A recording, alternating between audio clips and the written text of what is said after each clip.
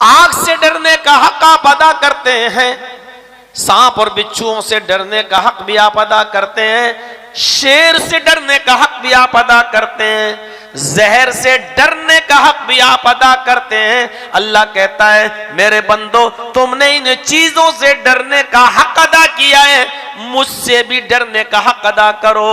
या अय्युहल्लज़ीना आमनू तक़ुल्लाह हक़्क़ तुक़ाती वला तमूतुन्ना इल्ला व अंतुम मुस्लिमून। ईमानो वालो अल्लाह से भी डरो और वैसा डरो जैसा उससे डरने का हक है। अल्लाह से डरने का हक क्या है? अल्लाह रब्बुल आलमीन ने फरमाया या अय्युहल्लज़ीना आमनू तक़ुल्लाह, ये पहली चीज है। और दूसरी चीज की तरफ इशारा किया है वल तनजुर नफ्सुम मा क़द्दमत लिग़द। पहले तो कहा कि आए मोमिनो, आए मुसलमानों, तुम अल्लाह से डरो। पहले खौफ,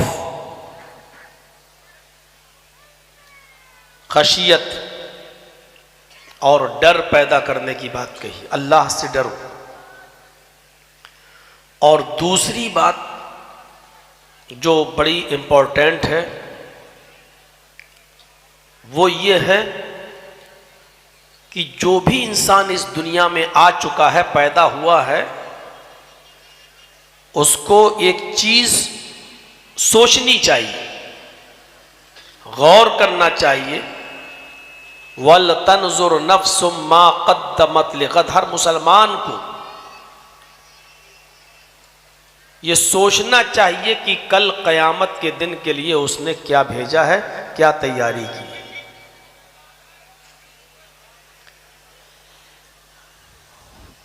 पहली चीज तक़वा और दूसरी चीज एहतिसाबे नफ्स। मुहासिबा करें, अपना हिसाब ले। रात को जब बिस्तर पर सोने के लिए जाए तो ये सोचे कि हमने सुबह से लेकर शाम तक कितने अच्छे काम किए हैं और कितने बुरे काम किए हैं। वो ये देखे कि हमने क़यामत के दिन के लिए क्या भेजा है, अल्लाह के पास हमने क्या सेंड किया है, क्या भेजा है, ये गौर करें।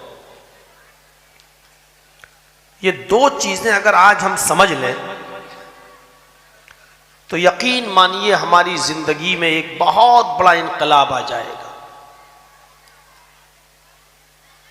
क्योंकि हम नमाजें तो पढ़ रहे हैं, रोजे तो रख रहे हैं, अभी मदरसे का चंदा हो रहा है, हम चंदा तो दे रहे हैं, ताउन तो कर रहे हैं, लेकिन हर इंसान को यह गौर करना चाहिए कि ये जो इबादतें हम अंजाम दे रहे हैं, इन सारी इबादतों की रूह क्या है, उसकी जान क्या है। हमारी इबादतें तो हो रही हैं, लेकिन इबादतों से रूह निकली हुई है।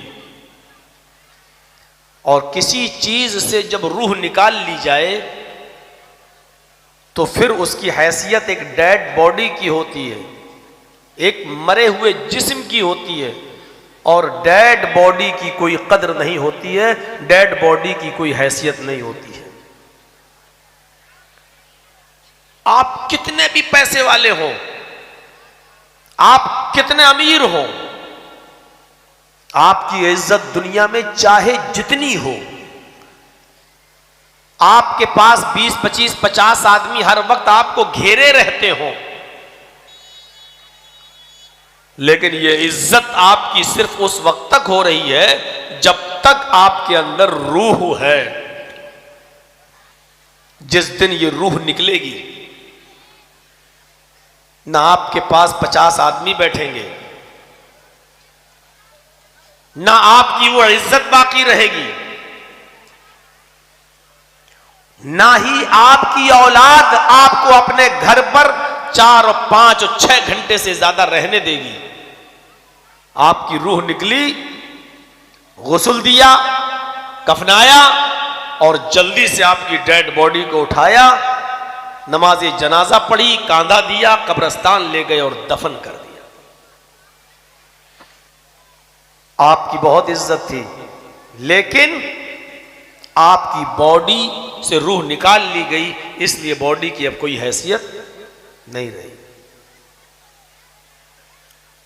हमारी इबादतों से अगर रूह निकाल जाए तो जैसे डेड बॉडी की कोई कीमत नहीं होती हमारी नजर में, ऐसे ही अल्लाह की नजर में उस इबादत की कोई हैसियत नहीं जिसके अंदर रूह नहीं है। और इबादत की रूह क्या है? तकवा। इबादत की रूह क्या है? परहेजगारी।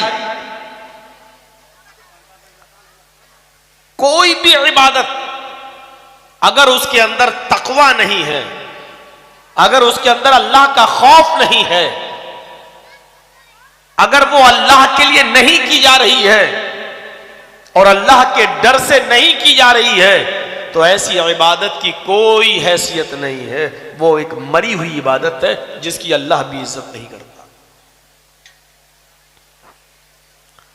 अब सवाल यह पैदा होता है कि तकवा की हैसियत क्या है? डरने का मतलब क्या है? अल्लाह से डरो। डरने का मतलब क्या है? किस तरह डरा जाए अल्लाह से? ये तो सभी कहते हैं अल्लाह से डरना चाहिए, और बहुत से लोग जो बड़े से बड़ी गुंडागर्दी करते हैं वो भी कहते हैं हम दुनिया में किसी से नहीं डरते, हम सिर्फ अल्लाह से डरते। जबकि डॉन बना वो बैठा है,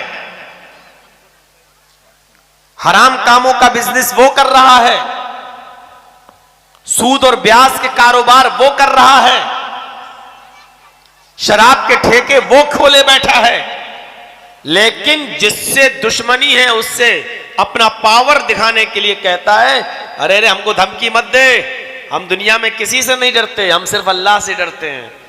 अल्लाह से डरने वाला होता तो सूद और ब्याज का कारोबार करता, अल्लाह से डरने वाला होता तो शराब के ठेके देता, अल्लाह से डरने वाला होता तो रिश्वत लेता, अल्लाह से डरने वाला होता तो दुनिया में और भी बहुत से गुनाह इंसान करता है वो करता। तकवा की हैसियत क्या? इंसान बहुत सी चीजों से डरता है। अल्लाह ने यह नहीं कहा कि तुम दुनिया में जो बहुत सी खतरनाक चीजें तुम उनसे न डरो। हां, अल्लाह ने यह कहा कि मुझसे डरो, तो उसका भी एक माना है डरने का। इंसान जहर खाने से भी डरता है, इंसान आग में छलांग लगाने से भी डरता है, इंसान सांप और बिच्छू के सामने आकर अपनी उंगली को उसके मुंह में देने से भी डरता है, इंसान जंगल में किसी खतरनाक जानवर शेर वगैरह के सामने खड़े होने से भी डरता है। क्या यह कहा जाए कि उसके सामने खड़े हो जाओ और कहो ए खा जा मुझे देखते, मैं सिर्फ अल्लाह से डरता हूं। सांप के मुंह में उंगली दे दो और कहो ए काट के देख, मैं सिर्फ अल्लाह से डरता हूं। क्या जहर खाते हुए कहोगे जहर मुझे मार के दिखा, मैं सिर्फ अल्लाह से डरता हूं? और अगर कोई ऐसा कहता है तो उससे बड़ा बेवकूफ और उससे बड़ा पागल कोई नहीं होगा। इंसान को आग से भी डरना चाहिए, इंसान को जहर से भी डरना चाहिए, इंसान को सांप और बिच्छुओं से भी डरना चाहिए, इंसान को शेर के सामने खड़े होने से भी डरना चाहिए। लेकिन हर चीज के डरने का एक हक है। शेर को देखकर आप भागते हो, यही उससे डरने का हक है। सांप से बचते हुए दूसरी जगह चले जाते हो, यही उससे डरने का हक है।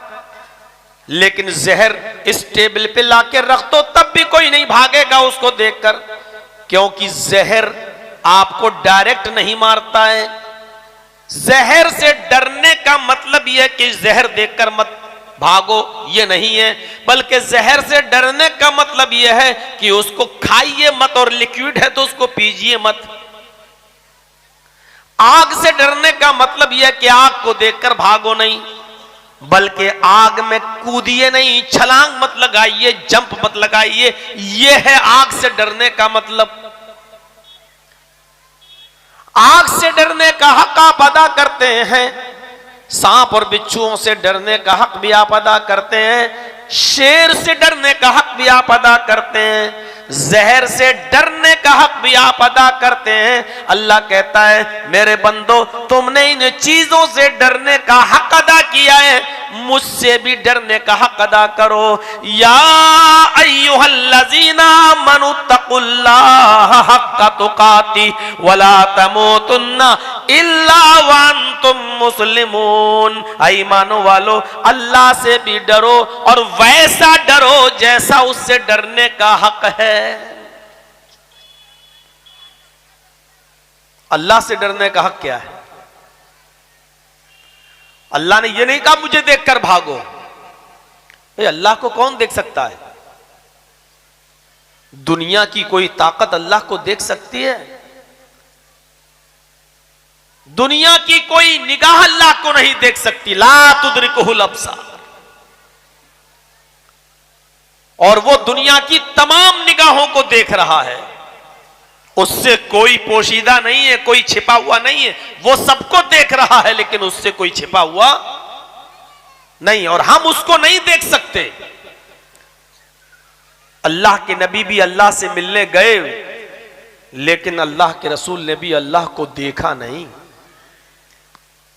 पर्दों के पीछे से बात हुई, 50 वक्त की नमाज का नजराना दिया गया, लेके आए, फिर गए, फिर 40 की रही, फिर गए, फिर 30 की। वो एक लंबी डिटेल है। लेकिन अगर कोई ये कहे कि अल्लाह के रसूल अल्लाह को देख कर आए हैं, तो वो झूठ बोलता है। हजरत आयशा सिद्दीका ने फरमाया, बुखारी की हदीस है कि नबी अकरम सल्लल्लाहु अलैहि वसल्लम गए जरूर थे, लेकिन अगर कोई यकीदा रखता है, कोई आस्था और बिलीफ रखता है कि अल्लाह के रसूल अल्लाह को देख कर आए, तो वो झूठा है। दुनिया की किसी आंख में अल्लाह को देखने की ताकत है ही नहीं। हजरत मूसा अलैहिस्सलाम ने जिद की थी कि अल्लाह मैं तुझे देखूंगा। अल्लाह ने कहा लन तरानी, मूसा नहीं देख सकते हो तुम मुझे। कहा नहीं मैं तो देखूंगा। जिद की, कहा आ जाओ पहाड़ पर, आ जाओ जबल तूर, कोहे तूर पर। गए, अल्लाह ने हल्की सी तजल्ली दिखाई, हल्का सा नूर, हल्की सी रोशनी। फखर्रा मूसा साइका, मूसा बेहोश जमीन पर गिरे पड़े हैं। और जिस पहाड़ पर खड़े थे मूसा, वो पहाड़ पूरा का पूरा जलकर सुरमा बन गया। दुनिया की कोई आंख अल्लाह को नहीं देख सकती, लेकिन अल्लाह से कोई चीज छिपी हुई नहीं है। हम अल्लाह से डरते हैं। कैसे डरते हैं? कहां है डर?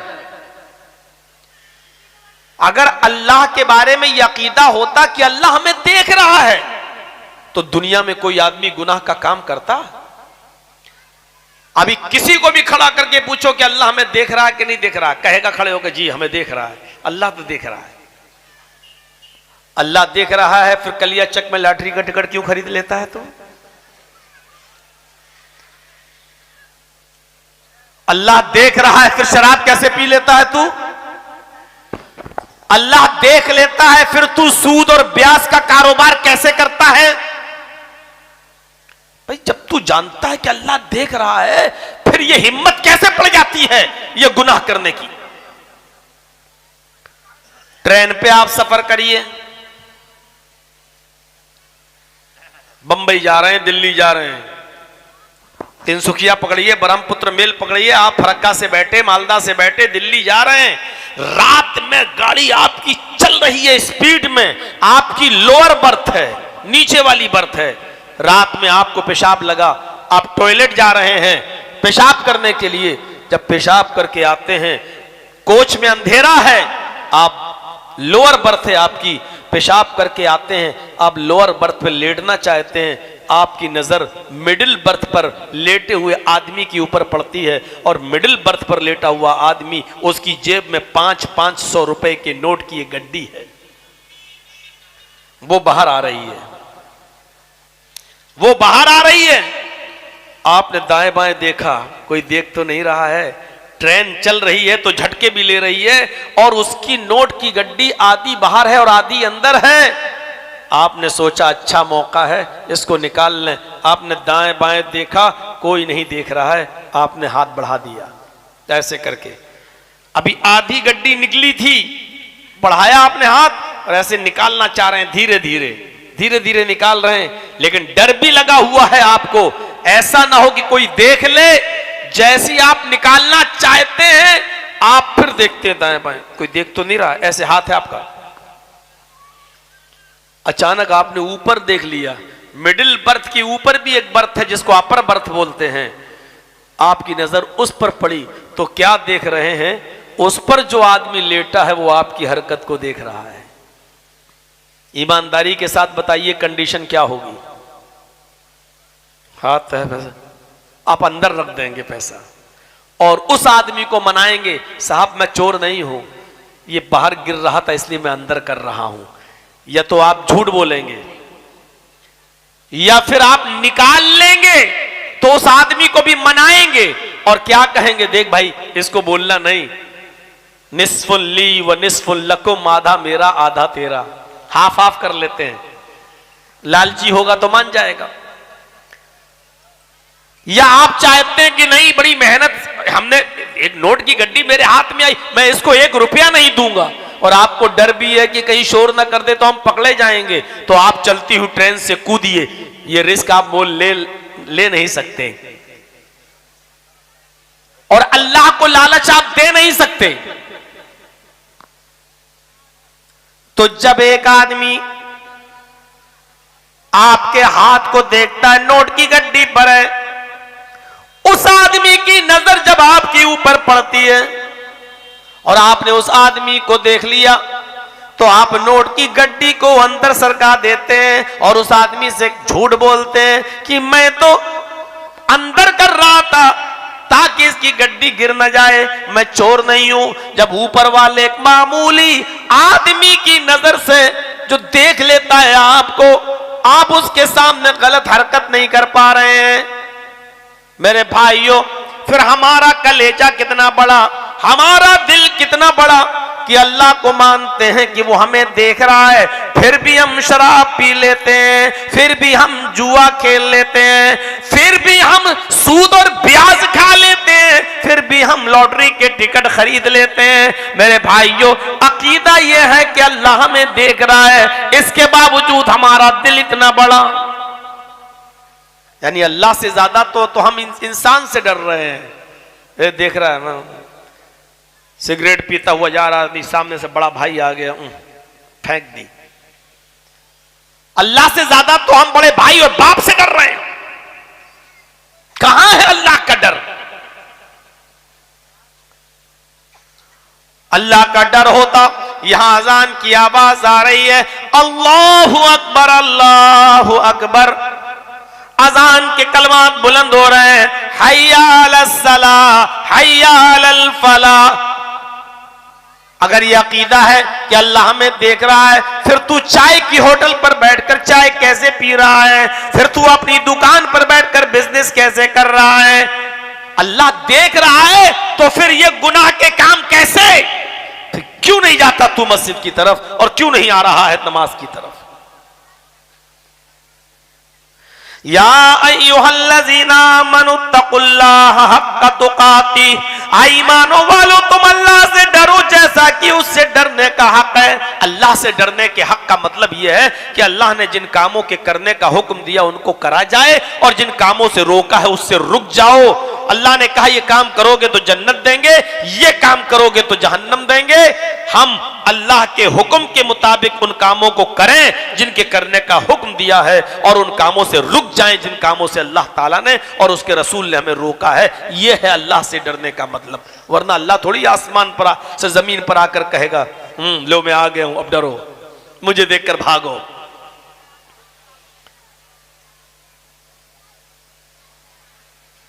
जानते हो तकवा कितनी चीजों में कैसे होना चाहिए? कौल में भी तकवा होना चाहिए। आप किसी से घुमा फिरा कर बात नहीं करना चाहिए। आप अगर करेंगे तो ये सही नहीं है। इसमें भी तकवा होना चाहिए। या अय्युहल्लज़ीना मनु, या अय्युहल्लज़ीना मनुत्तकुल्लाह वक़ूलू क़ौलन सदीदा। ईमानो वालो, अल्लाह से डरो और जब भी बात करो तो दुरुस्त बात करो। दुरुस्त बात समझते हैं ना? पूछने वाले के मुताबिक, घुमा फिरा कर बात नहीं करिए। मसलन जर्जीस साहब से किसी ने पूछा कि जर्जीस साहब कल आप कहां थे, सुबह आप कहां थे, और मैं उसको बताना नहीं चाहता कि मैं कहां था, तो हमको यह कहना चाहिए आपको क्या मतलब, मैं कहीं भी था, मैं नहीं बता सकता आपको, बात खत्म है, कोई बुराई नहीं है। लेकिन जर्जीस साहब नाराज नहीं करना चाहते आपको। आपने पूछा मौलाना कल आप कहां थे, मैंने कह दिया जमीन के ऊपर आसमान के नीचे। झूठ तो नहीं है, बात तो सही है। अरे मैं कहीं भी था तो जमीन के ऊपर था या आसमान के नीचे था, तो देखा जाए तो बात तो मैंने बिल्कुल सही कही है, लेकिन यह दुरुस्त बात नहीं है, क्योंकि पूछने वाले को भी यह बात मालूम है कि मैं जमीन के ऊपर था और आसमान के नीचे था। वो पूछने वाला यह नहीं जानना चाहता कि आप जमीन के ऊपर थे कि आसमान के नीचे। आप भी जानते हैं कि वो क्या पूछना चाह रहा है। वो जगह जानना चाहता है, वो मोहल्ला जानना चाहता है, वो बस्ती जानना चाहता है, वो इलाका जानना चाहता है। अगर आपको नहीं बताना, आप साफ कहिए कि मैं नहीं बता सकता, लेकिन आप ये तो मत कहिए कि जमीन के ऊपर और आसमान के नीचे। एक पुलिस कुछ मौलाना को ढूंढ रही थी और उसी मौलाना से पूछ रही है कि तुमने, मान लीजिए उसका नाम जमील था या अशफाक था, उसी से पूछ रही है कि तुमने जमील साहब को देखा, और जमील वो खुद हैं। अब वो 2 कदम इधर हट गए, वहां से यहां आ गए। पुलिस वालों से सवाल करते हैं, अभी क्या जी आपने क्या पूछा? अरे मैंने पूछा आपने जमील साहब को देखा? मौलाना साहब कहते हैं हाँ अभी तो यहां था। वही 2 कदम हट गए और कहने लगे अभी तो यहां था। अब पुलिस वालों ने सोचा अभी था, यहीं कहीं होगा, चलो पकड़ो पकड़ो पकड़ो। उनको छोड़ के वो आगे बढ़ गए। देखा जाए तो ये झूठ नहीं है, अभी तो यहीं था, ये खुद अभी वहीं थे, लेकिन ये जानता है कि उसने जिस जमील के बारे में पूछा वो मैं ही हूं। तो आप कहिए कि साहब हां मुझे मालूम है लेकिन मैं बताऊंगा नहीं, ये एक सही बात है, लेकिन आप ये कहकर कंफ्यूज क्यों कर रहे हैं अभी तो यही था? तो ये बात आपकी सही तो है लेकिन दुरुस्त नहीं है, और तकवे का तकाजा यह है कि आप दुरुस्त बात कीजिए। आप किसी को घुमा फिरा कर बात मत कीजिए, किसी से घुमा फिरा कर। अब सोच लें वो लोग जो हर जगह बैठते हैं, कोई कपड़े की दुकान पर, कोई जैकेट की दुकान पर, कोई टेलर की दुकान पर, कोई मछली की दुकान पर, कोई बिजनेस, कोई बिजनेस। अब वो सोच ले कि अपने कस्टमर से वो किस तरीके से बात करता है, किस तरीके से घुमा फिरा के तो बात नहीं करता है, कहीं इस तरीके से बात तो नहीं करता कि वो आपके झांसे में आ जाए और उसको लगे कि हाँ यार ये सही बोल रहा है। कोई मोबाइल की रिपेयरिंग की दुकान वाला ऐसा तो नहीं है कि ओरिजिनल पार्ट्स के पैसे लेकर डुप्लीकेट पार्ट्स डालकर उसको दे देता हो और मोबाइल बना देता हो। मेरे भाइयों, इसी तरीके से कपड़ा बेचने वाला अपने फॉल्ट चीज को अंदर छिपा दे और बाहर से खूबसूरत जैकेट बेच रहा हो और अंदर से फॉल्ट मौजूद और कहे नहीं साहब अभी माल नया आया है, और वो जानते हुए भी उसको छिपा कर बेच रहा, धोखा दे रहा है। याद रखिए, शरीयत ने जानबूझकर इल्म होने के बावजूद अगर आप किसी को धोखा दे रहे हैं, शरीयत ने इस्लाम से खारिज माना है ऐसे आदमी को, और कहा कि मन गश्शा फलैसा मिन्ना, जिसने किसी को धोखा दिया वो हम में से नहीं है। ये अल्लाह के नबी फरमा रहे हैं। कितने डॉक्टरों के बड़े बड़े हॉस्पिटल ऐसे हैं जहां बिल्कुल सरापा सर से पैरों तक बेईमानी चल रही है। हिंदू धर्म के अकीदे के मुताबिक डॉक्टर भगवान के बाद सबसे बड़ा दर्जा रखता है, क्योंकि वो आपकी जान बचाता है। लेकिन याद रखिए, हमें नहीं मालूम कि आपकी सरजमीन पर क्या होता है। हमारे लखनऊ के अंदर तो ऐसा बहुत हो रहा है कि एक आदमी के मर जाने के बाद भी वेंटिलेटर पर 3 दिनों 4-4 दिन तक उसकी लाश को रखा जाता है, ये कहकर के अभी कुछ सांस बाकी है, अभी देखो शायद ऊपर वाला इसमें ताकत दे दे, जबकि वो मर चुका है। लेकिन 4 दिन के बाद बताया जाता है कि अब वो मर गया है, जाइए ले जाइए, और 4 दिन का पर्चा बनाकर, दवा एस्टीमेट बनाकर दे दिया जाता है कि 50,000 रुपए की रोजाना दवा लगी है और 2 लाख रुपए का चेक उसको दे दिया जाता है, साहब ये खर्चा है, ये आप हमें दीजिए, जबकि वो 4 दिन पहले मर चुका है। इंसानियत के साथ भी धोखा, मरीज के साथ भी धोखा। मेरे भाइयों, धोखा देने वाले के सिलसिले में साफ कहा, मन गश्शा फलैसा मिन्ना, जिसने धोखा दिया वो हम में से नहीं। हम नजर डालें अपनी जिंदगी पर, नमाज पढ़ रहे हैं, दुकानों पर बैठे हुए हैं, नमाज पढ़ रहे हैं और दूध का बिजनेस कर रहे हैं और दूध में पानी मिलाकर बेच रहे हैं। नमाज पढ़ रहे हैं, लेकिन हम जो भी काम कर रहे हैं उसमें, साहब मौलाना जर्जी साहब, अगर हम दूध में पानी न मिलाएं तो शाम तक हमारे घर का खर्चा तक नहीं चलेगा साहब, दूध में पानी मिलाना हमारी मजबूरी है। किसने कहा है आप रोजाना 1000 रुपया कमाइए? आप 100 रुपए कमाइए, लेकिन बरकत क्यों, हलाल क्यों? मौलाना साहब मेरी 3 बेटियां हैं, 4 बेटियां हैं, हमें इनकी शादी करना है। अरे किसने कहा है कि शादियों में खर्चा करो? किसने कहा है कि लड़की को जहेज दो शादी के मौके पर? ये तो आपने खुद मुसीबतें पाली है ना। बाइक देना, 4 लाख 5 लाख रुपए देना, ये तो हमारे और आपके बनाए हुए उसूल और जाब्ते हैं, वरना शरीयत ने तो नहीं कहा है। शरीयत ने तो नहीं कहा है कि लड़के वाला 100 आदमी और 200 आदमियों को लेके आए और उनको खिलाओ। क्यों खिलाते हैं आप? क्या शरीयत ने 200 और 300 बारातियों को खिलाने की जिम्मेदारी लड़की वालों को दी है? आपके पास आए, एक एक गिलास पानी पिलाओ, खजूर भी मत खिलाओ, भगाओ इनको। क्यों खिलाते हैं आप? कौन सी कुरान की आयत कहती है कि बाराती बन के आने वालों को आप चिकन भी खिलाएं, मटन भी खिलाएं, देसी खिलाएं और मछली भी खिलाएं? कहां लिखा है शरीयत में, कहां दिया है? ठीक है, तुम 400 आदमी नहीं 500 लाओ, कह दीजिए फोन पर, ठीक है कितने साहब हमारे रिश्तेदार बहुत हैं, 100 में काम नहीं चल रहा है, 200 हो रहे हैं। नहीं 200 नहीं, 250 लाओ, 300 लाओ, लाओ लाओ लाओ। और जब आ जाएं आपके घर, सबको एक एक गिलास पानी पिलाओ, वो भी बिस्लरी नहीं, उसमें भी खर्चा लगता है। हैंड पाइप का, कुएं का पानी लो, चापाकल का, पिलाओ सबको एक एक गिलास और भगा दो निकाह करके।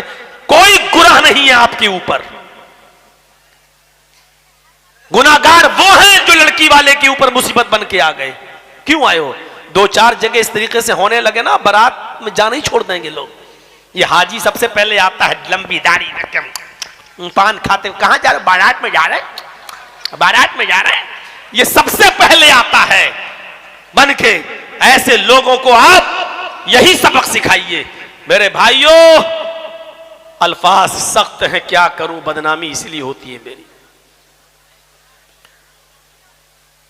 मौलाना साहब आपने तो कह दिया बड़ी आसानी से, हमारी 3 लड़कियां शादी कैसे होगी? अगर हम बेईमानी नहीं करें और ये काम ना करें तो हमारी लड़कियां बैठी रह जाएंगी। माहौल बनाओ आप।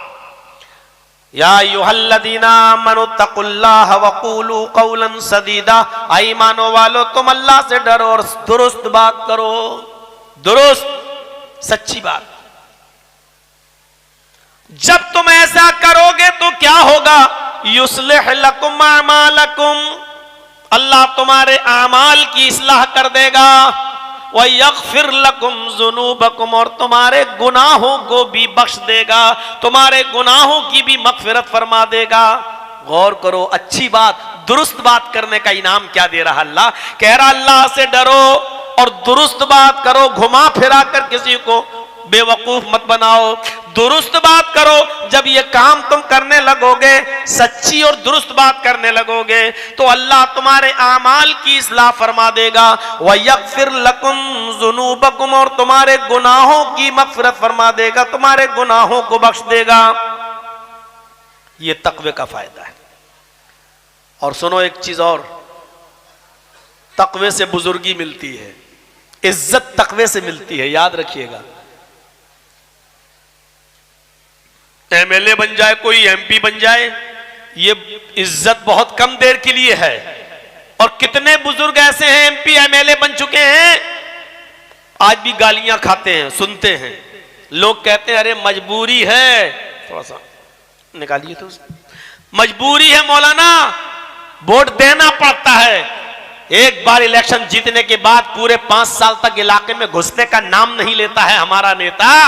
लेकिन करें क्या, डर लगता है कहीं बीजेपी ना आ जाए, इसलिए मजबूरी में इसको वोट देना पड़ता है। जरा सोचिए क्या इज्जत है ऐसे एमपी और एमएलए की। इज्जत इनसे नहीं मिलती है, इज्जत तक़वे से मिलती है। दलील चाहिए? कुरान कहता है या अय्युहन्नास इन्ना खलकनाकुम मिन ज़करिन व उन्सा वजअलनाकुम शुऊबन व क़बाइला लितारफू इन्ना अक्रमकुम इंदल्लाहि अत्क़ाकुम। हाय सारी दुनिया के इंसानों, हमने तुमको एक मर्द और एक औरत से पैदा किया है, यानी तुम्हारा बाप एक, तुम्हारी माँ एक, तुम आदम के बेटे और हव्वा के बेटे हो। आए लोगों, हमने तुम्हें एक मर्द और एक औरत से पैदा किया है। वजअलनाकुम शुऊबन व क़बाइल, हमने तुम्हारे शोबे और कबीले भी बना दिए हैं। तुम खान हो, तुम अंसारी हो, तुम पठान हो, तुम तुर्क हो, तुम शेर शाहबादी हो, तुम सूरजा, हमने तुम्हारे कौमें और कबीले भी बना दिए हैं। लेकिन कोई किसी से बड़ा नहीं और कोई किसी से छोटा नहीं है, ऊंच नीच नहीं है, सब बराबर है। कोई ये ना कहे कि मैं इनसे बड़ा हूं, वो ये ना कहे कि मैं तुमसे बड़ा हूं। कोई किसी से बड़ा और छोटा नहीं है, सब बराबर है। बड़ा कौन है? वो भी अल्लाह की नजर में। ऊंचा कौन है? वो भी अल्लाह की नजर में, अपनी नजर में वो भी नहीं। इन्न अकरमकुम इंदल्लाहि अत्काकुम, तुम में सबसे बड़ा वो है जो अल्लाह से सबसे ज्यादा डरता है। तुम में सबसे बाइज्जत वो है जो अल्लाह से सबसे ज्यादा डरता है। इन्न अकरमकुम इंदल्लाहि अत्काकुम, तुम में सबसे ज्यादा महबूब और पसंदीदा वो है अल्लाह की नजर में जो अल्लाह से सबसे ज्यादा डरने वाला है। अल्लाह से डरने वाला बाइज्जत है। तक़वे से इज्जत मिलती है। आप मुत्तकी बनकर तो देखिए, आप सिर्फ तक़वा अख्तियार कर लीजिए, फिर देखिए आपकी इज्जत। भाई मेरे पास 100 रुपए हैं, हम आपको दे रहे हैं और आपको जरूरत है, लेकिन आपने पूछा जर्जी साहब ये 100 रुपए कहां से आए? मैंने कहा अरे किसी को 500 रुपए दिए थे, 1 महीने के बाद उसने हमें 600 रुपए वापस कर दिए, ये 100 रुपए उसने हमें प्रॉफिट दी है, तो ये तो सूद हुआ। नहीं लेंगे साहब। नहीं, तुम्हें जरूरत है भाई, तुम ले लो, हम तुम्हें दे रहे हैं। नहीं लूंगा मैं, इसलिए कि सूद का पैसा मैं नहीं लूंगा। उसने हमारे पैसे को ठुकरा दिया, परेशानी उठा ली। गोया कि उसने तकवा अख्तियार किया। अल्लाह की कसम, जर्जीस का 100 रुपया ठुकराने के बाद अल्लाह उसकी ऐसी गैब से मदद करेगा, ऐसी गैब से मदद करेगा जो उसने सोचा भी नहीं होगा मेरे भाइयों, और इज्जत भी उसको देगा। दुनिया से फैल जाएगी ये बात, अरे उसने इतने बड़े पैसे वाले आदमी का 100 रुपया नहीं लिया, उसने मुसीबत मोल ले ली। अरे क्या अल्लाह का नेक बंदा है यार, उसने हराम खाना और अपने बच्चों को खिलाना गवारा नहीं किया। उस अमीर का पैसा ठुकरा दिया, लेकिन उसने अपने बीवी बच्चों को हराम पैसा नहीं खिलाया। देखिए इज्जत कैसे मिलती है उसको। आप तकवा अख्तियार करके देखिए। इन्ना अक्रमकुम इंदल्लाहि अत्काकुम, अल्लाह की नजर में महबूब पसंदीदा वो है, बुजुर्ग वो है जो अल्लाह से सबसे ज्यादा डरता है। हजरत बिलाल उनकी हैसियत पर एक नजर डालिए। हबशा के रहने वाले काले कलूटे इंसान, जिनकी शक्ल सूरत के बारे में हदीस के अल्फाज है कि कोयले का रंग लकड़ी जलने के बाद जैसे कोयला बन जाती है, कोयले का रंग फिर भी कुछ साफ है, बिलाल उससे भी ज्यादा काले। जिस घर में रिश्ता भेजते लड़की सुनती, ऐसी शक्ल सूरत रिश्ता रिजेक्ट हो जाता, लड़की मना कर देती।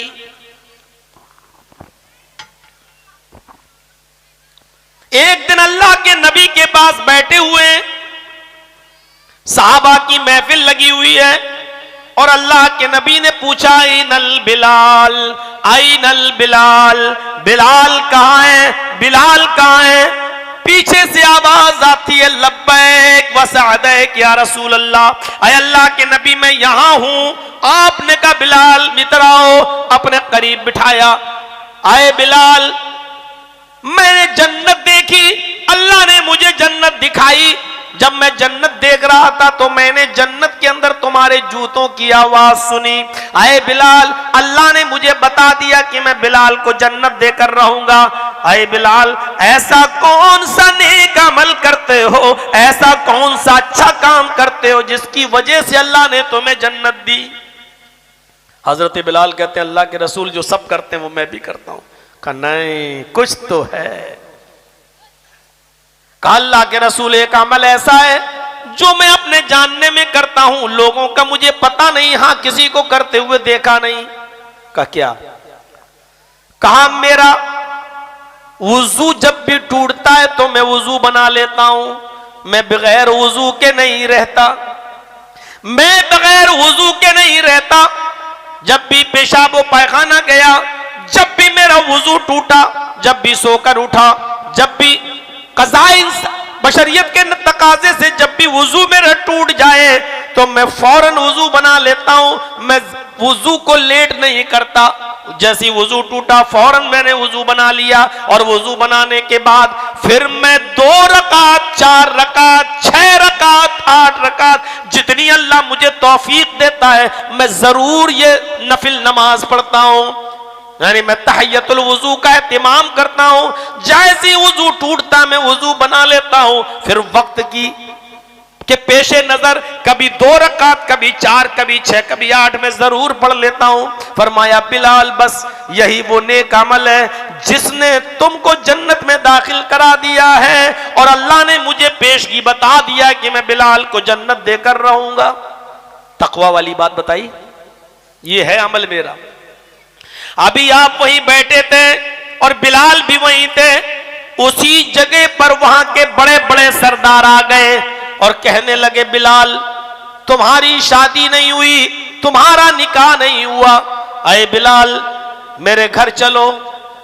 सरदार आए, बिलाल मेरे घर चलो, चलो खजूर खा लो, पानी पी लो, ये खजूर और पानी मेरी बेटी लेकर आएगी।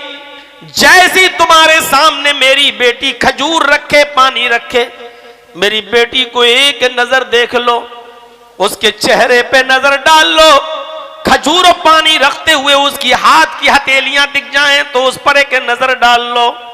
शरीयत ने इतनी ही इजाजत दी है लड़के को निकाह के वक्त लड़की के चेहरे, एक बार लड़की का चेहरा और हाथ की हथेली देखने की। ये तो हमारी मां बहनों को सोचना चाहिए। जिस शरीयत ने शादी से पहले उस लड़के के लिए भी जिसके साथ तुम्हारा निकाह होने वाला है, चेहरे से ज्यादा और हाथ की हथेली से ज्यादा कोई चीज खोल कर दिखाने की इजाजत नहीं दी।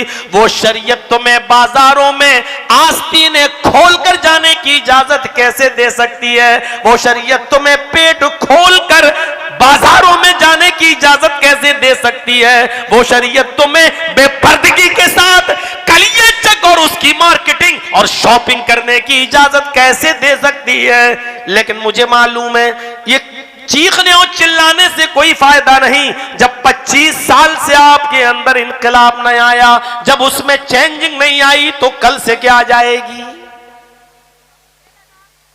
जिस लड़के के लिए तुम हलाल होने वाली हो, शादी होने वाली, जो देखने आ रहा है, उसको भी अगर जिद करे नहीं थोड़ा सा यहां तक दिखा दीजिए, मना कर दीजिए, नहीं है इजाजत, सिर्फ हाथ की हथेली और चेहरे के अलावा कोई और चीज, वो भी सिर्फ एक बार। जो शरीयत शादी के लिए एक बार सिर्फ चेहरा और हथेली देखने की इजाजत देती हो, वो शरीयत रात रात भर तुम्हें व्हाट्सएप पे चैटिंग करने की इजाजत कैसे दे सकती है? अरे उस लड़के के साथ भी नहीं जिसके साथ तुम्हारा रिश्ता तय हो चुका है। जब रिश्ता तय हो चुका उसके साथ भी जायज नहीं है, तो फिर गैर लड़कों के साथ और उनके साथ जिसका तुमसे कोई कांटेक्ट और ताल्लुक नहीं, उसके साथ चैटिंग की इजाजत और उसके साथ मैसेंजर पर गुफ्तगू की इजाजत वो शरीयत कैसे दे सकती है? कहने को तो बहुत कुछ कह दिया, अकल होगी तो समझ लोगे। मेरे भाइयों, मेरी मां और बहनों, सुनो। वही सरदार कहने लगे, मेरी बेटी को एक नजर देख लो। अरे बिलाल, अगर पसंद आ जाए तो मैं अपनी बेटी का निकाह तुम्हारे साथ करने को तैयार हूं। इज्जत किस बुनियाद पे मिली? अभी तक लड़कियां रिजेक्ट कर रही थी उनका रिश्ता, नहीं हम नहीं करेंगे, ऐसे हैं, शक्ल ऐसी, नहीं करेंगे। अब सरदार कह रहा है, मेरी बेटी को देख लो, पसंद आ जाए तो मैं अपना बेटी का रिश्ता तुम्हारे साथ कर दूंगा। दूसरा कहता है, आए बिलाल, इन्होंने पहले कह दिया है, इनकी बेटी देख लो, पसंद आ जाए तो ठीक, शादी कर लो, और अगर तुम्हें उनकी बेटी पसंद ना आए तो फिर यहां चले आना, मेरे घर के दरवाजे को दस्तक देना, मैं अपना दरवाजा खोलूंगा, एक नजर मेरी बेटी को देख लेना, अगर मेरी बेटी पसंद आ जाए तो मैं अपनी बेटी का निकाह तुम्हारे साथ करने को तैयार हूं। आए बिलाल, तुम्हारे इस तकवे से मैं मुतासिर हो गया हूं, तुम्हारी इस परहेजगारी से मुतासिर हो गया हूं। अगर तुम्हारे निकाह में मेरी बेटी चली गई तो वो भी अच्छे काम करने वाली होगी, वो भी अल्लाह से डरने वाली बन जाएगी, उसके अंदर भी तकवा पैदा हो जाएगा, और तुम्हारे नेक अमल को देखकर मेरी बेटी भी नेक अमल करके जन्नत पाने वाली हो जाएगी, और मुझे भी अल्लाह इसलिए जन्नत दे देगा क्योंकि मैंने एक मुत्तकी और परहेजगार और नेक आदमी को अपनी बेटी का हाथ दे दिया। तकवे से इज्जत मिलती है मेरे भाइयों, तकवे से बुजुर्गी मिलती है मेरे साथियों। कितना तकवा है, और तकवा एक दो चीज में नहीं होता है, बहुत सी चीजों में तकवा होता है।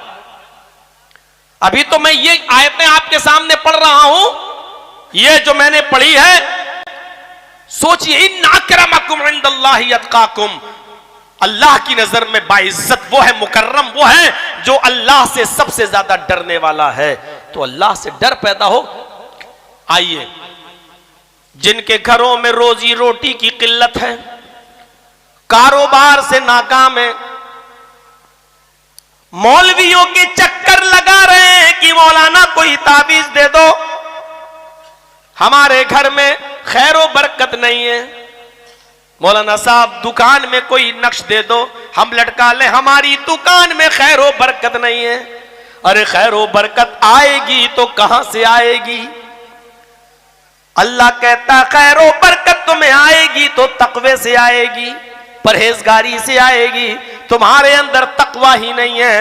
वमन यत्तकिल्लाह यजअल लहू मखरजा व यरज़ुक़हु मिन हैसु ला यहतसिब। अल्लाह फरमाता है, अल्लाह से जो डरेगा हम उसके लिए निकलने का रास्ता बना देंगे। वमन यत्तकिल्लाह यजअल लहू मखरजा, जो अल्लाह से डरेगा अल्लाह उसके लिए निकलने का रास्ता बना देगा, अल्लाह उसके लिए कोई सूरत पैदा कर देगा। चारों तरफ से जब आपका दिमाग काम ना करे, क्या हो, लेकिन अल्लाह से डरोगे तो अल्लाह तुम्हारे लिए कोई सूरत निकाल देगा, कोई शक्ल पैदा कर देगा, निकलने का रास्ता बना देगा। और फिर दूसरी चीज, वयरज़ुक़हु मिन हैसु ला यहतसिब, और ऐसी जगह से वो तुम्हें रोजी देगा।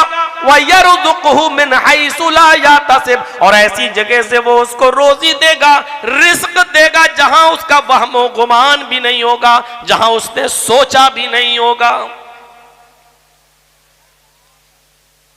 ऐसी जगह से रोजी मिलेगी। किसको मिलेगी?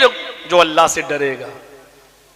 क्यों आप किसी चीज के चक्कर में पड़ रहे हैं? मौलाना साहब कारोबार बहुत नाकाम चल रहा है, कोई ताबीज नहीं। मौलवी क्या तुम्हें ताबीज देगा? वो बेचारा 5,000 रुपए महीने पे खुद पढ़ाता है, वो खुद दूसरों से कहता फिरता है कि हमारे बच्चों की फीस जमा नहीं हो पाई है, साहब दे दीजिए, कुछ दे दीजिए। वो मौलवी तुम्हें क्या ताबीज देगा जो अपना पान की दुकान पे जाके अपने पैसों से ना खा सकता हो और दूसरों से कहता हो कि साहब मुझे पान खिला दो? वो तुम्हें तुम्हारे घर में खैर बरकत की ताबीज देगा? नहीं। अल्लाह कह रहा है रोजी रोटी तो हम तुम्हें देंगे, लेकिन उसके लिए डरो। वमन यत्तक़िल्लाह, जो अल्लाह से डरेगा, यजअल लहू मखरजा, अल्लाह उसके लिए रास्ता निकालेगा। वयरज़ुक़हु मिन हैसु ला यहतसिब, और ऐसी जगह से उसको रोजी देगा जहां से उसने सोचा भी नहीं होगा। एक बार हजरत अली के पास एक फकीर आया, मांगने वाला आया। हजरत अली से कहने लगा कुछ मिलेगा अल्लाह के नाम पर? हजरत अली ने ऐसे देखा, कुछ नहीं। हजरत हसन से कहा अपने बेटे से जाओ फातिमा के पास, अपनी माँ के पास, और उनसे कहना कि कुछ हो तो दे दो।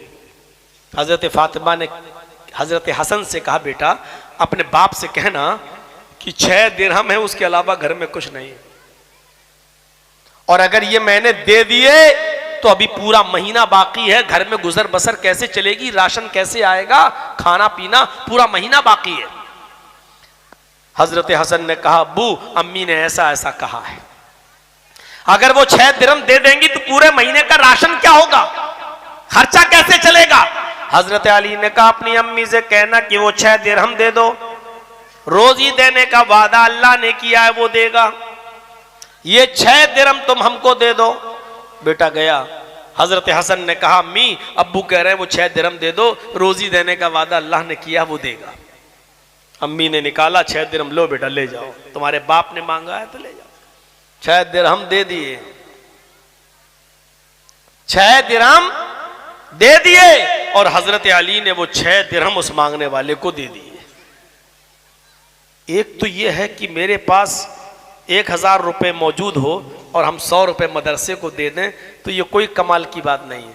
एक यह है कि मेरे घर में पूरा का पूरा 1000 रुपया ही है और हमें मालूम है कि 15 दिन 20 दिन तक अभी हमारे पास कहीं से कोई पैसा नहीं आएगा, घर का गुजर बसर कैसे चलेगा। ऐसे मौके पर पूरा 1000 रुपया मदरसे को दे देना, मेरे भाइयों दोनों में फर्क है। एक तो यह है कि 1000 रुपया है उसमें से 100 दे दिया, एक यह कि एक ही 1000 है, इसी से हमें एक महीने खर्चा चलाना है और हमने 1000 पूरा का पूरा दे दिया। दोनों को समझने की कोशिश कीजिए। हजरत अली ने 6 दिरहम दे, 6 दिरहम की हैसियत क्या है ये बस सोचो, 6 दिरहम ही पूरे महीने के लिए रखे हुए थे, इसलिए 6 दिरहम की अहमियत को समझो। आप 6 दिरहम की अहमियत को समझो।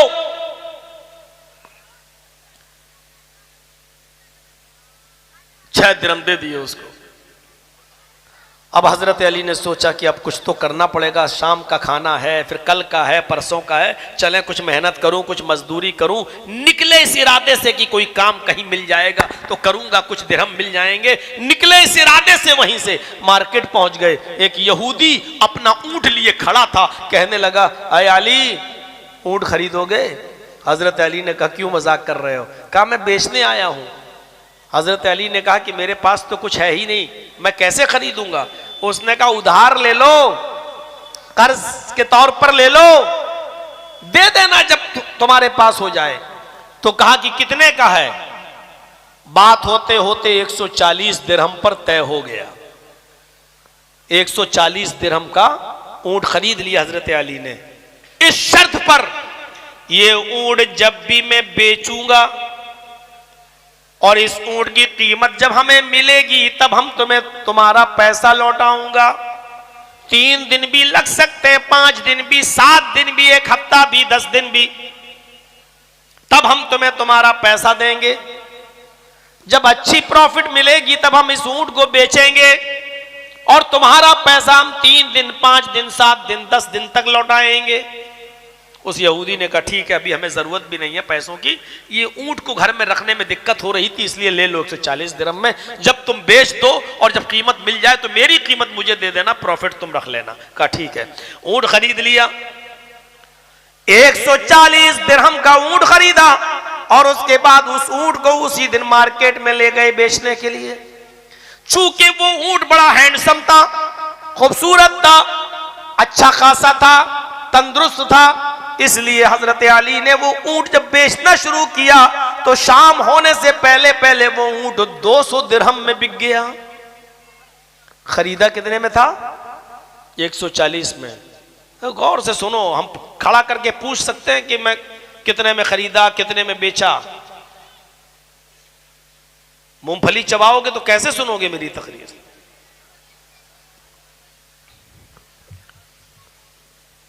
हमारी नजरें सब तरफ रहती हैं। मेरे भाइयों, 140 में खरीदा और शाम होते होते 200 दिरहम में वो ऊंट बिक गया।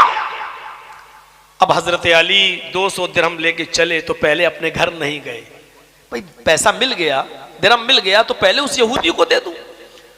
उस यहूदी के घर गए, दरवाजे को दस्तक दी, वो यहूदी निकला है, क्या हुआ? अरे अली, अभी तो आपने लिया था ऊंट और इतनी जल्दी? कहा कि आपका पैसा, आपका माल 140 दिरहम उसको दे दिया। कहा आज ही बिक गया। कहां बेच दिया? 140 उसको दिया, अब कितना बचा? 60। घर गए, हजरत फातिमा ने दरवाजा खोला, पूछा घर में कुछ बना है खाना? कहा नहीं। कहा क्यों? कहा कुछ था ही नहीं घर में, क्या बनेगा? 6 दिरहम थे वो आपको दे दिए। 60 दिरहम निकाल के रख दिए। लो है फातिमा, लो। हमारी मां बहनें सुन रही हैं, कहीं घर जाने से पहले आपसे ये ना कहने लगे देखो हजरत अली जितना कमाते थे फातिमा को दे देते थे, तुम भी जितना कमा के लाओ मेरे हाथ में रखो। हो सकता है कोई ये सवाल कर बैठे, कहने लगे, लेकिन हां मसला इससे ये तो निकलता है कि कुछ औरतें अपने घर को जन्नत बना के रखती हैं और शौहरों को इस बात का यकीन होता है कि हमारे पास पैसा रहेगा तो खर्च हो जाएगा, लेकिन मेरी बीवी इतनी सही है कि अगर उसको देंगे तो ये नाजायज जगह पर पैसा खर्च नहीं कर सकती, उसको बना। यही खूबी हजरत फातिमा के अंदर थी और हजरत अली को पूरा एतबार था अपनी बीवी फातिमा पर कि ये फजूल खर्ची नहीं करेगी और पैसे को जहां जायज मकाम पर खर्च करना होगा वहां करेगी। आजकल की अपनी बीवियों को दोगे ना, सुबह दोगे 2000 तो शाम को 50 रुपए भी नहीं बचेंगे। शाम को हिसाब लोगे तो कह देगी इतने की फेयर एंड लवली, इतने की साड़ी, इतने का पॉन्ड्स, इतने की क्रीम, इतने की चूड़ी, इतने का ये, इतने दिन के बाद तो ये सारा हिसाब किताब जोड़ के तुम्हारे पास रख देंगे और आप कहोगे अच्छा इतनी महंगी लेके आई हो? हाँ, हम थे तो सस्ती मिल गई, तुम्हें तो लोग ठग लेते। यकीन मानिए औरतें यही समझती हैं कि मैं बहुत सस्ती खरीद के लाई हूं, उनको यह नहीं मालूम कि तुम्हें इतना महंगा बताया जाता है कि कम होते होते तुम इतने पे आ ही जाओगी, इतने में दे ही दिया जाएगा। उनको यह नहीं, मैंने कहा ना दुरुस्त बात नहीं हो रही। जो बिजनेस कर रहे हैं ना, अगर जर्जीत साहब कोई कपड़ा खरीदने जाएंगे वो होगा 800 का, 800 में उसको जहन है उसको 800 में दे देगा एक जैकेट। जर्जीत साहब को बताएगा 1000 रुपए, हम कम करते करते 800 में, हाँ ठीक है फाइनल। कोई औरत लेने जाएगी तो उसको बताएगा 2000 का। अब 2000 का बताएगा तो सीधे वो आधा लगाएगी, 1000 ले लो, दे दो, और फिर वो 1000 लेके में आएगी और वो समझेगी हमने 2000 की चीज 1000 में ले ली। वो फिर भी यही कहेगी हम सस्ते में लेके आए हैं। दुकानदारों ने भी यही चीज उसूल बना लिया है, औरत लेने आएगी तो उसको डबल ट्रिपल कीमत बताओ। क्यों? उसके का दिमागी कितना होता है, इतना कम कराएगी, इतना कम कराएगी, इतने में दे देंगे। ये होता है। तो मेरे भाइयों, हजरत अली को पूरा भरोसा था हजरत फातिमा पर, तो हजरत अली रजी अल्लाह तआला अन्हु ने हजरत फातिमा को दे दिया, लो 60 दिरहम। हजरत फातिमा कहती है मैंने तो 6 दिए थे, 60 कहां से आए? पता चला कि औरतें भी अपने शोहरों से हिसाब लेती थी, कहीं हराम कमा के तो नहीं लाए, कहीं नाजायज माल लेके तो नहीं आए, हमने तो 6 दिया था, इतनी जल्दी 60 कैसे आ गया? अरे अली मुझे बताओ, इतनी जल्दी 60 कैसे आ गया? अगर कहीं लफ्जिश निकली, ये पैसा तुम्हें दे दूंगी, लेकिन हम अपने बच्चों को इसमें से कुछ नहीं खिलाएंगे। तसव्वुर करिए तकवा क्या चीज थी। हजरत अली ने कहा कि मैंने उसको अल्लाह की राह में सदका कर दिया था, फिर मैंने एक ऊंट खरीदा उधार, 140 में मिला, फिर उसी ऊंट को मैंने 200 दिरहम में बेच दिया। आए मेरी बीवी, मेरे पास कोई हराम का माल नहीं है। अल्लाह ने फरमाया जो 1 रुपया 1 दिरहम मेरी राह में सदका करोगे, हम 10 दिरहम का सवाब देंगे। हमने 6 दिरहम सदका किया, अल्लाह ने हमारे उस सदके में बरकत रख के हमें 60 दिरहम दे दिया है, 6 का 10 गुना दे दिया है। आए फातिमा, अल्लाह की हमारा सवाब मौजूद है, नहीं सदके का सवाब तो हमें मिलेगा ही। ये तो अल्लाह ने हमें खैर बरकत के तौर पर 6 का 60 दे दिया है, लो इसको खर्च करो, ये तुम्हारे पास मैं यकीन दिलाता हूं कि नाजायज कमाई नहीं है। अब कुरान की उस आयत को फिट बिठाइए, वमन यत्तकिल्लाह यजअल लहू मखरजा व यरज़ुक़हु मिन हैसु ला यहतसिब। अल्लाह से जो डरेगा, अल्लाह उसके लिए निकलने का रास्ता बना देगा। व यरज़ुक़हु मिन हैसु ला यहतसिब, और उसको ऐसी जगह से रोजी देगा, ऐसी जगह से रिज़्क़ देगा जहां बंदे का वहमो गुमान भी नहीं हुआ होगा, उसको पता भी नहीं होगा, उसने सोचा भी नहीं होगा। हजरत अली ने जब 6 दिरहम को सदका किया, खैरात किया, अल्लाह का खौफ था, दे दिया। मेरे भाइयों, हजरत अली को क्या मालूम था कि इन 6 दे रहे हमको 60 मिल जाएगा और इस रास्ते से हमको मिल जाएगा। तो यही खौफ, यही तकवा हमारे अंदर आना चाहिए।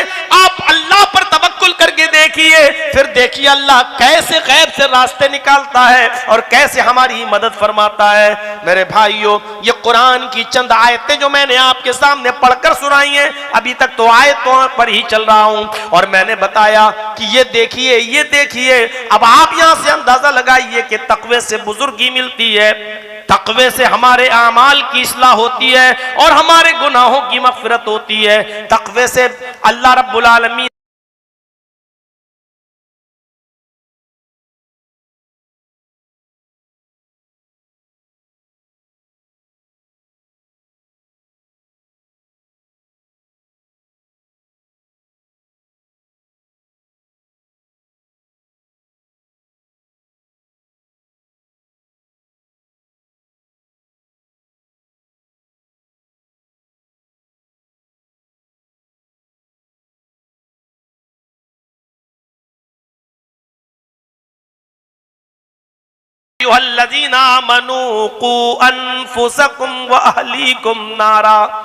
ईमानो वालो, तुम अपने आप को भी जहन्नम की आग से बचाओ और अपने अहलो अयाल को, अपने बीवी बच्चों को भी जहन्नम की आग से बचाओ। ये तकवा पैदा करो अपने बीवी और बच्चों के अंदर, अपने आप को भी बचाओ और अपने बीवी बच्चों को भी बताओ। मुझे बताओ मेरे भाइयों, सहाबा किराम अपनी औलाद की परवरिश किस तरीके से किया करते थे, अपने बच्चों की परवरिश किस तरीके से किया करते थे।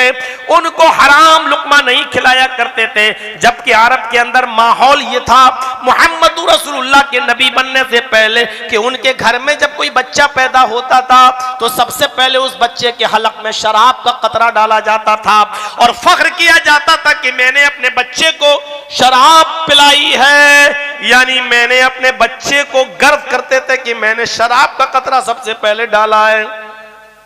और सहाबा किराम के यहाँ जब कोई बच्चा पैदा होता था तो उस बच्चे को वो अपने माँ के, उस बच्चे की माँ का दूध भी नहीं पिलाते थे, पहले सबसे पहले उस बच्चे को लेकर आते थे और जनाबे मोहम्मद रसूलुल्लाह की गोद में दे दिया करते थे।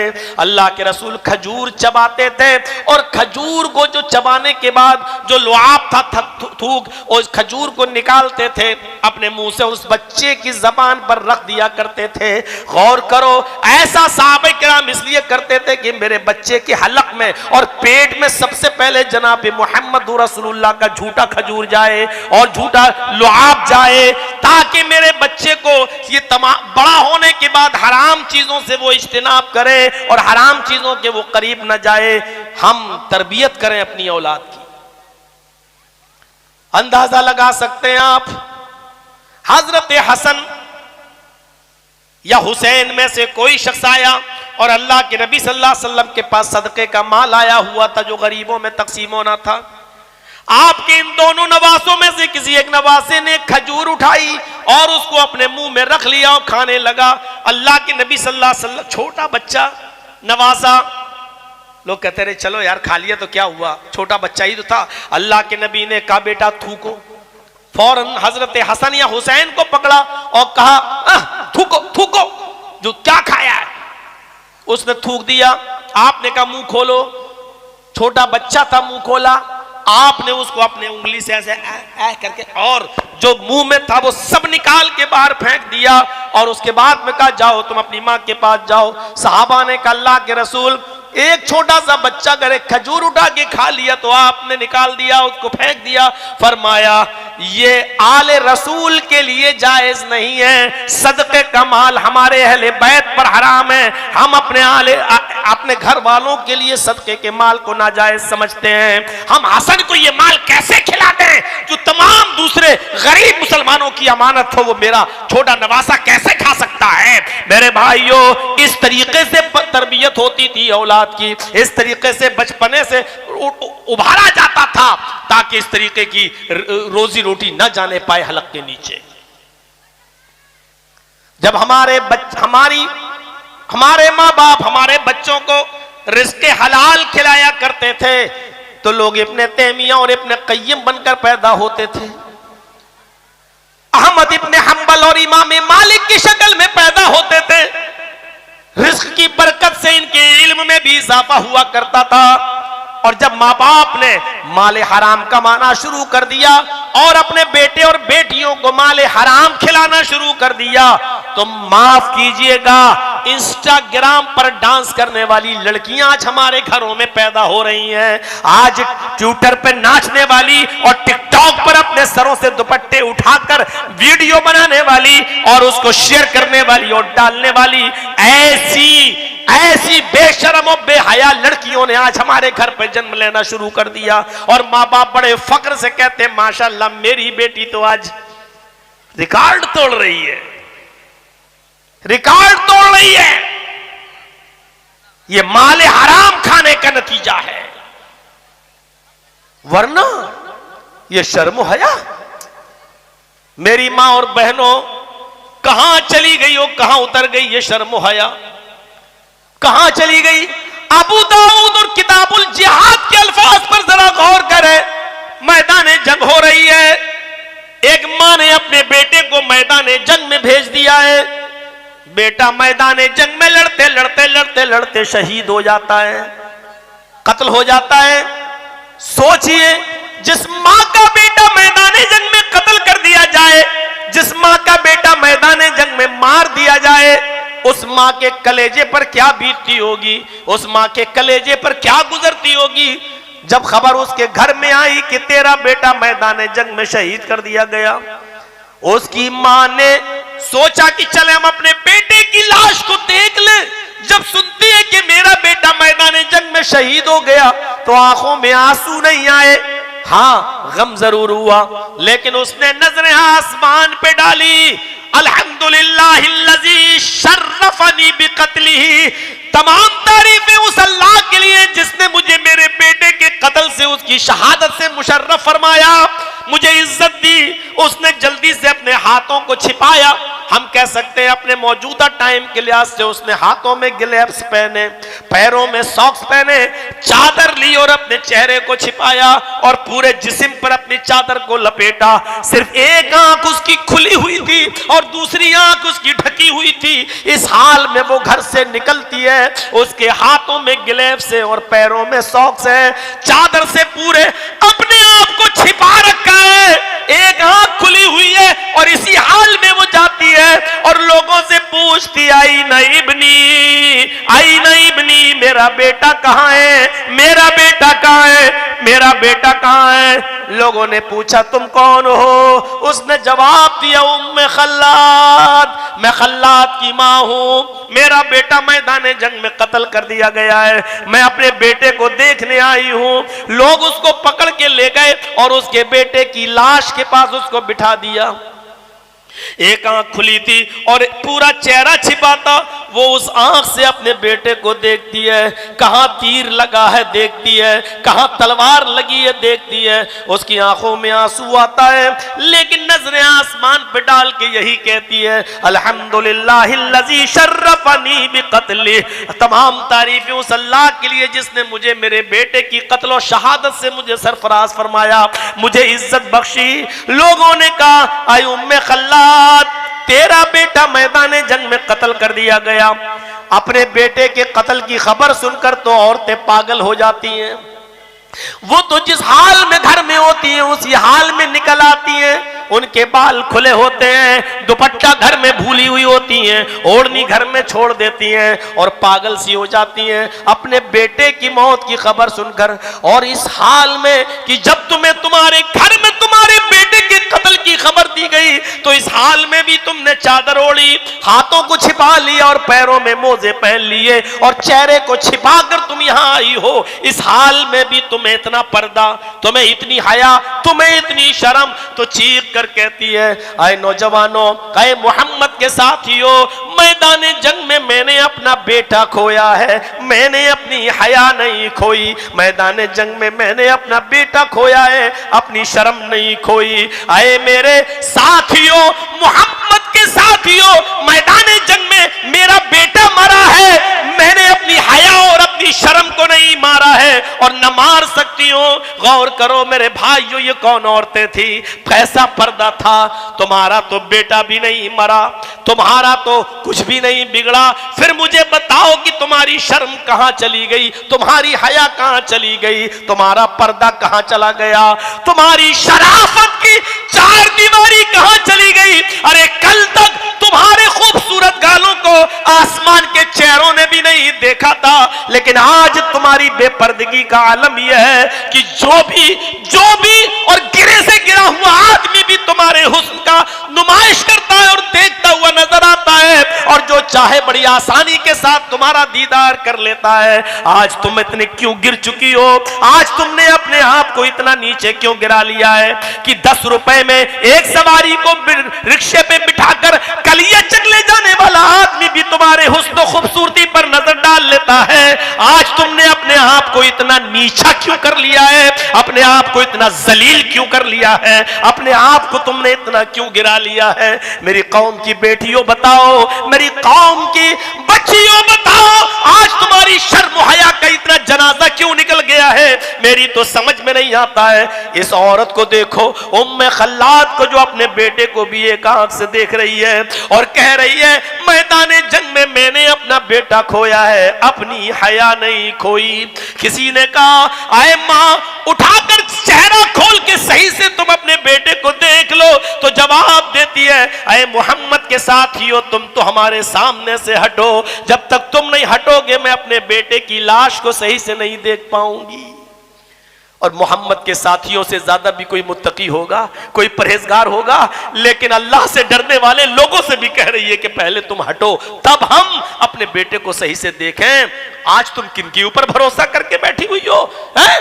जरा तसव्वुर करिए, कैसे तुम दुकानदारों से चेहरा खोलकर मुस्कुरा कर गुफ्तगू कर लेती हो और बातें कर लेती हो और शॉपिंग कर लेती हो और मोल भाव कर लेती हो।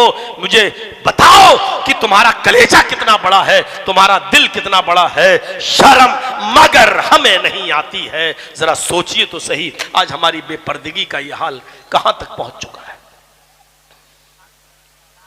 अल्लाह के नबी सल्लल्लाहु अलैहि वसल्लम ने तो फरमाया कयामत से पहले का एक जमाना ऐसा आ जाएगा, कुर्ब कयामत, कयामत से पहले का एक नक्शा बताया कि ऐसा होगा, यानी बेहयाई इतनी फैल चुकी होगी, बेशर्मी इतनी फैल चुकी होगी कि एक शख्स अपनी गर्लफ्रेंड के साथ चौराहे पर, बीच सड़क पर गलत काम करेगा। तहजीब के दायरे में जुमले बोल रहा हूं, वरना कुछ और भी बोल सकता था। गलत काम करेगा मतलब समझ जाइए आप, इससे ज्यादा मुहज्जब जुमले हमारे पास नहीं।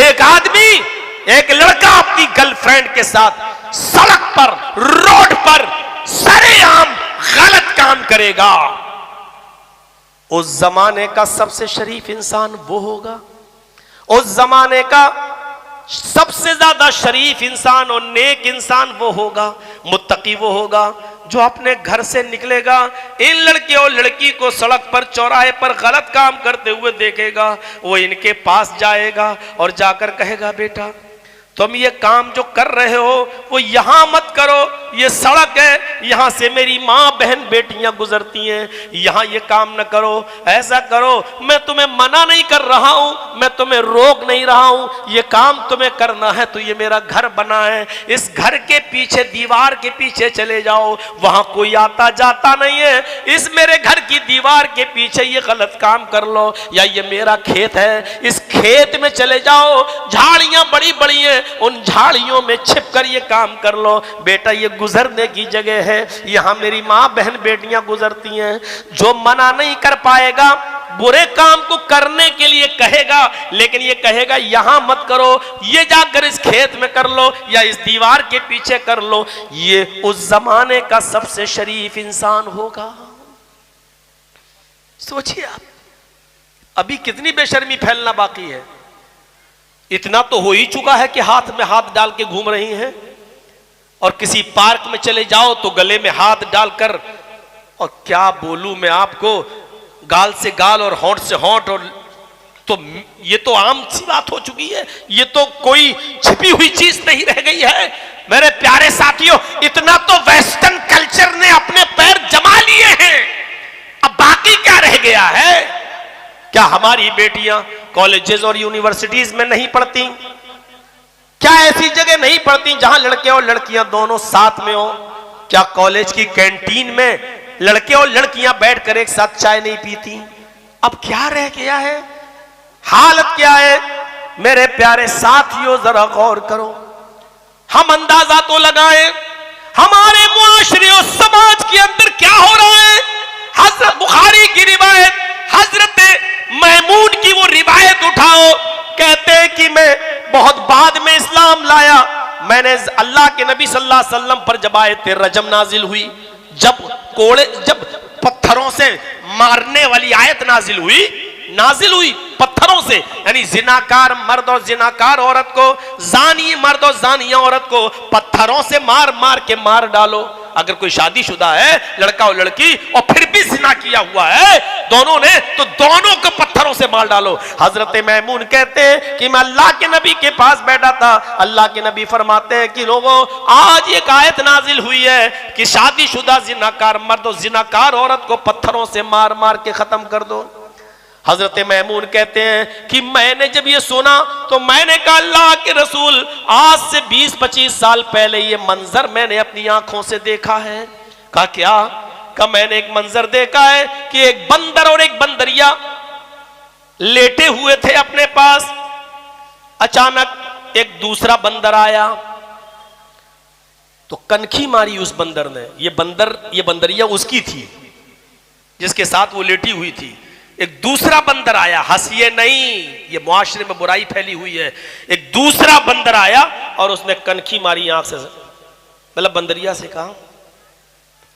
बंदरिया ने देखा, हाँ सो रहा है उसका बंदर, वो बंदरिया वहां से भागी और उस बंदर के साथ जो दूसरा बंदर था उसके साथ उसने गलत काम किया और आकर फिर लेट गई अपने बंदर के पास। बंदर जब उठा तो उसने पसीने की वो बंदर समझ गया कि मेरी बंदरिया कहीं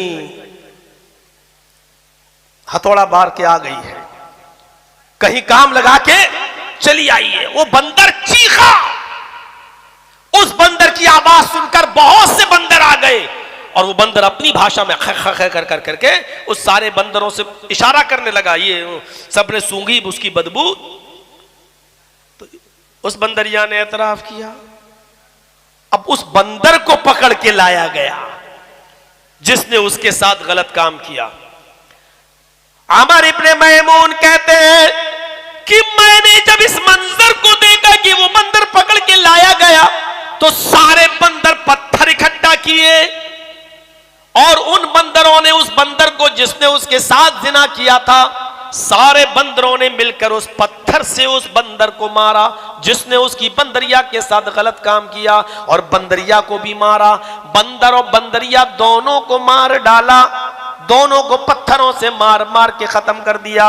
और उन दोनों ने गड्ढा खोदा, बंदरों ने, और गड्ढा खोद कर बंदर और बंदरिया दोनों की लाश को उसके अंदर डाल दिया और फिर अपने हाथों से मिट्टी देने लगे। आए अल्लाह के रसूल, ये मंजर मैंने इस्लाम लाने से पहले बंदर और बंदरियों को देखा है। यानी बंदर और बंदरिया भी अपने समाज के अंदर जिना को पसंद नहीं करते हैं, जिनाकारी और बदचलनी को पसंद नहीं करते हैं। अल्लाह के नबी ने अमर इब्ने मैमून का हाथ पकड़ा और उठाया और उठा कर कहा, सहाबियों सुनो, ये मैमून अमर इब्ने मैमून क्या कह रहे हैं? अरे सुनो, ये क्या कह रहे हैं? अरे देखो, आज अल्लाह ने यह आयत हमारे लिए नाजिल की है। बंदरों को भी पसंद नहीं है कि जिनाकार मर्द और जिनाकार बंदर और जिनाकार बंदरिया हमारे समाज में जिंदा रहे। बंदर भी जिनाकार बंदर मिलकर बंदर जिनाकार बंदर को मार डालते हैं और बंदरिया को भी मार डालते हैं। देखो हमारे अपने मैमून से सुनो मेरे प्यारे साथियों, बुखारी के अंदर ये रिवायत मौजूद है। वो बुखारी जो कुरान के बाद सबसे सही किताब, अस्सहुल कुतुबी बाद किताबिल्लाह, अल्लाह के बाद जिसको सबसे बड़ा कुरान के बाद दर्जा मिला है। आप अंदाजा लगाओ कि उसमें ये बताया गया है कि बेशर्मी और बेहयाई बंदरों में भी, जानवरों में भी पसंद नहीं है। आए महलदार पाड़ा के लोगों, यहां से पूरे बंगाल और यूट्यूब के जरिए पूरे दुनिया में यह मैसेज जाना चाहिए कि जब जानवरों के अंदर बदचलन बंदर और बंदरियों को जिंदा रहने का अधिकार नहीं है, तो ऐसे समाज में इन जिनाकार लड़कों और लड़कियों को रहने का अधिकार कैसे दे दिया जाए? ये खुले हुए सांड कभी किसी के ऊपर भी हमला कर सकते हैं और किसी की इज्जत व आबरू से खेल सकते हैं। इसलिए ऐसे लोगों, इसीलिए शरीयत ने गैर शादीशुदा आदमी को, जिसकी शादी नहीं हुई है, गैर शादीशुदा लड़का लड़की, शरीयत ने कहा कि अगर इनसे जिना हो जाए तो इनको पत्थरों से नहीं मारा जाएगा, 100 कोड़े लगाओ और लड़के को 1 साल के लिए शहर से निकाल दो, अपने इलाके से दूर कर दो। ये उसकी सजा है। जरा आप अंदाजा लगाइए कि शहर से निकालने की सजा क्यों है? क्योंकि जब शहर में रहेगा तो जब तक वो रहेगा वो लड़की बदनाम होती रहेगी। अच्छा यही जा रहा था, इसी को कोड़े पड़े थे, अच्छा इसी ने फला की लड़की के साथ गलत काम किया था, इसलिए इसको भुलाने के लिए उस लड़के को शहर से निकाल दो, पहले तो 100 कोड़े मारो। अरब के अंदर तो 100 कोड़े जब मारे जाते थे तो बचता ही नहीं था कोई। वो चमड़े का कोड़ा होता था, चमड़े का। ये ऐसा कोड़ा थोड़ी होता था कैसे मारो कुछ लगे ही नहीं। और पीठ खोलकर, लुंगी पहनाकर पीठ पर चमड़े का कोड़ा मारा जाता था और पूरी पूरी ताकत से मारा जाता था। और 100 कोड़े मारने के लिए 10 आदमी तय होते थे। एक आएगा वो 10 मारेगा, अब तुम थक गए, हटो, अब तुम जोर से नहीं मार पाओगे, चलिए हटिए। 10 मारने के बाद दूसरा आता था, वो पूरी ताकत से फिर 10 कोड़े मारता था, हटो अब तुम थक गए। अब तीसरा आएगा, फिर तीसरा 10 कोड़े मारता था, अब हट गए। अंदाजा लगाइए, एक जिसको हम मामूली काम समझते हैं, एक फैशन बना लिया है जिनाकारी और मक्कारी को।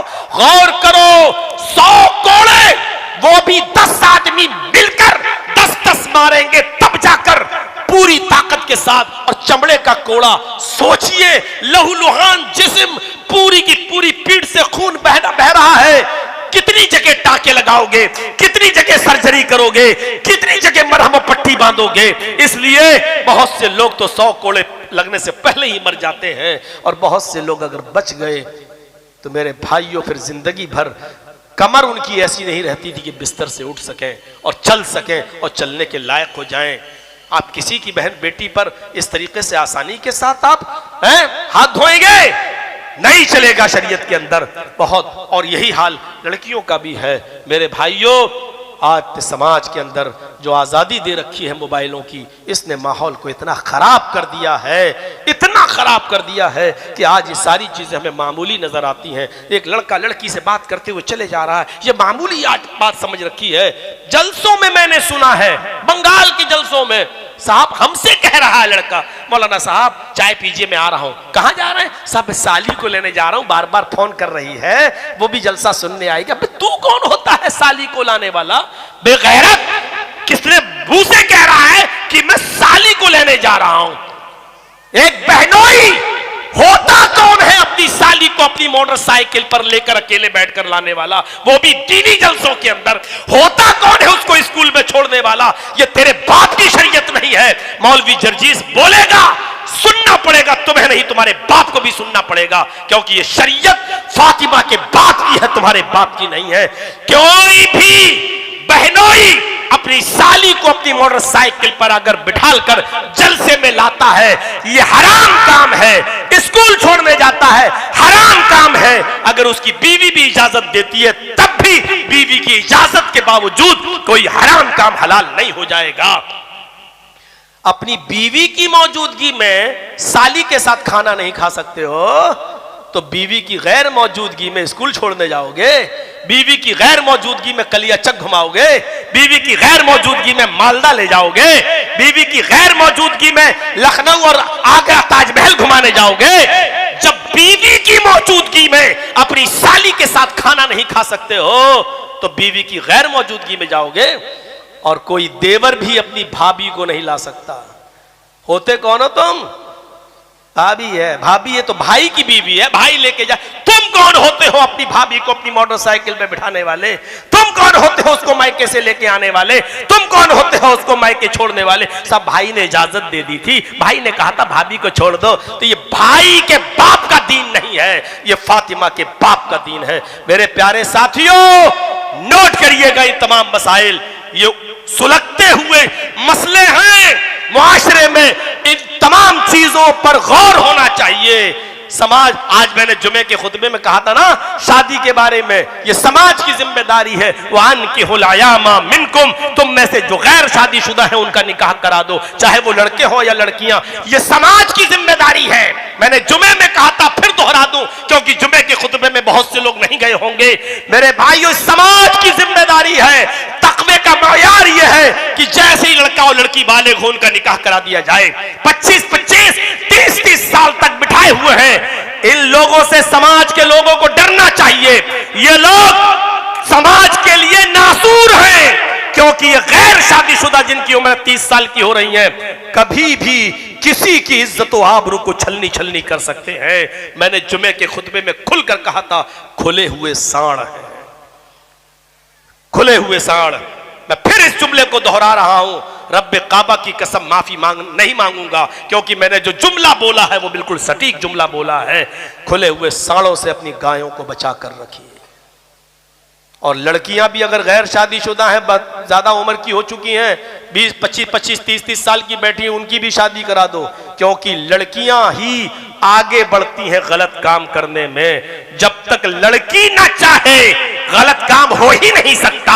जब तक लड़की आमादा ना हो, जिना हो ही नहीं सकता। जब तक लड़की अपने घर से न जाए, कोई होटल में बुकिंग हो ही नहीं सकती है। जब तक लड़की न चाहे, जिना हो ही नहीं सकता है। इसलिए जिनाकारी और बदचलनी के मामले में लड़की लड़के से ज्यादा खतरनाक होती है। और इसीलिए शरीयत ने और कुरान ने लड़की का नाम पहले लिया, अज़्ज़ानियतु वज़्ज़ानी फ़ज्लिदू कुल्ला वाहिदिन मिनहुमा मियता जल्दा। जिना करने वाली लड़की और जिना करने वाला लड़का, दोनों को 100-100 कोड़े मारो। पहले लड़की का नाम लिया, बाद में लड़के का नाम। इसलिए लड़कियां अगर 25-30 साल की बैठी हैं, उनकी जल्दी से शादी कराइए।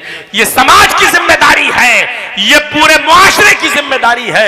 अगर चाहते हो कि तकवा और परहेजगारी बनी रहे। मेरे अल्फाज थोड़े सख्त जरूर हैं, लेकिन समझ लेना कि ऑपरेशन की जरूरत थी, मैंने ऑपरेशन कर दिया। होम्योपैथिक दवा से अब ये मर्ज जाने वाला नहीं था, इसलिए बस 1.5 घंटा हो गया है, 12:15 तक बोलना था, 12:20 हो गए हैं। मेरे प्यारे साथियों, 11:15 से 12:15, 1.5 घंटा काफी है। और फिर हमें तो कहा था उमर से, मैं तो आधा ही घंटा बोलूंगा, क्योंकि 1 घंटा का मैं जुमे का खुतबा दे चुका हूं। आप डबल थोड़ी मेहनत ले सकते हैं, लेकिन चलिए, वो तो एक मजाक की बात थी। लेकिन मेरे भाइयों, इन चीजों को समझिए, तकवा पैदा करिए, अपनी जिंदगी में तकवा लाइए, परहेजगारी लाइए। अल्लाह रब्बुल आलमीन से दुआ कीजिए कि अल्लाह रब्बुल आलमीन हमें और आपको तकवा हमारी जिंदगी के अंदर पैदा फरमा दे।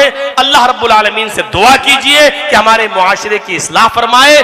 और फिर हमारे उमर साहब कहते हैं कि 12:30 तक, चलिए 10 मिनट में कुर्सी पर बैठ जाता हूं और आपके हाथों से मदरसे का थोड़ा ताउन ले लेता हूं। चलिए, मैं चाहता हूं कि इतना बोलने के बाद अब आपको मुझसे क्या मोहब्बत है, मेरे हाथ पे आप क्या देते हैं, इस मदरसे के लिए आप मेरे हाथ पे देते जाएं। और मुसाफा अगर करना चाहें तो लाइए, आप मेरे हाथ पे इस मदरसे का ताउन करें। इंशाअल्लाह अल्लाह ताला आपको इसका अजर अजीम अता फरमाएगा। अल्लाह से दुआ है कि बारे इलाह हमारे इस नेक काम को कबूल फरमाए। जब तक तू हमें जिंदा रख, इस्लाम पे जिंदा रखना, और जब हमारा खात्मा हो तो ईमान पर हमारा खात्मा फरमाना।